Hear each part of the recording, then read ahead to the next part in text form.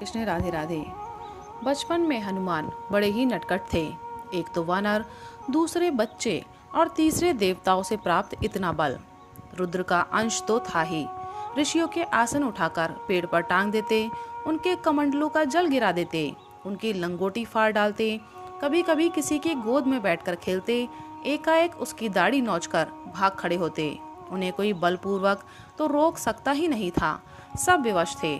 बड़े हुए, विद्या अध्ययन का समय आ गया, परंतु इनकी चंचलता जैसी की तैसी बनी रही।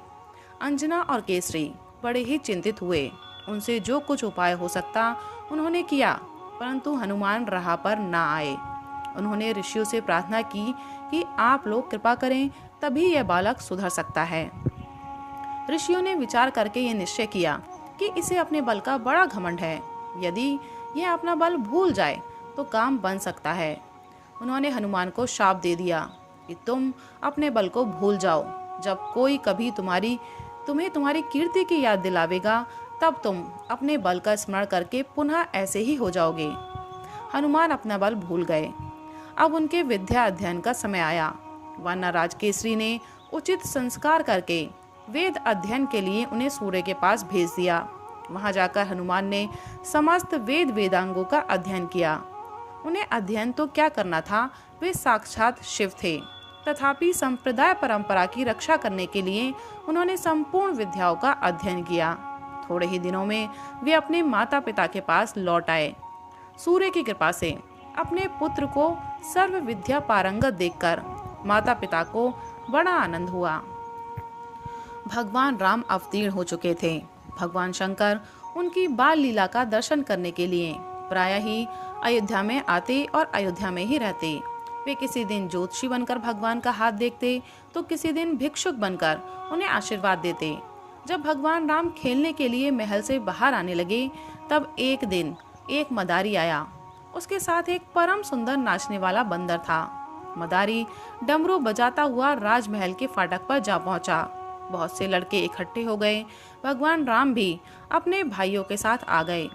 यह बंदर साधारण बंदर थोड़े ही था। यह तो अपने भगवान को रिझाने के लिए ही हनुमान रूप में प्रकट होने वाले स्वयं शिव थे। नाचने वाले भी आप, नचाने वाले भी आप। यह सब किस लिए?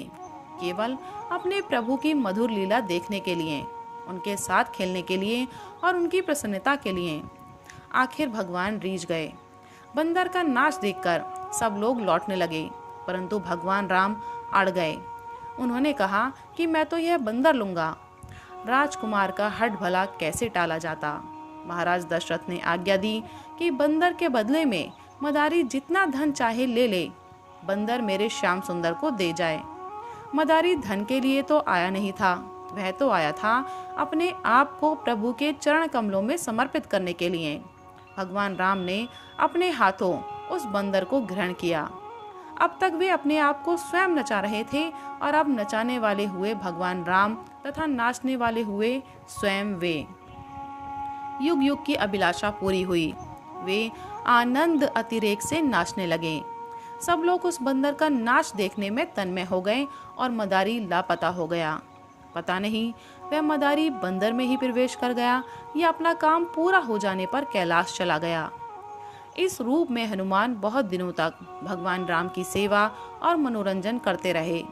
जब विश्वामित्र राम और लक्ष्मण को ले जाने के लिए आए, तब भगवान ने उन्हें एकांत में बुलाकर समझाया। उन्होंने कहा, हनुमान, तुम मेरे अंतरंग सखा हो। तुमसे मेरी कोई लीला छिपी नहीं है।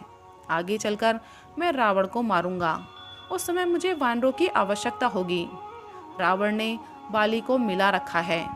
खरदूषण, त्रिशरा, शूर्पणखा दंडक वन में है।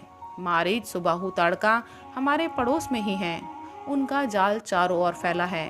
तुम शबरी से मिलकर ऋष्यमूर्ख पर्वत पर जाओ और वहां सुग्रीव से मित्रता करो। मैं धीरे धीरे रास्ता साफ करता हुआ वहां आऊंगा। तब तुम सुग्रीव को मुझसे मिलाना और वानरी सेना एकत्रित करना। फिर रावण को मारकर अवतार कार्य पूरा किया जाएगा। भगवान को छोड़कर जाने की इच्छा न होने पर भी हनुमान ने भगवान की आज्ञा शिरोधार्य की और उनका नाम स्मरण करते हुए उन्होंने ऋष्यमुख पर्वत के लिए प्रस्थान किया। राधे राधे। हरे कृष्ण।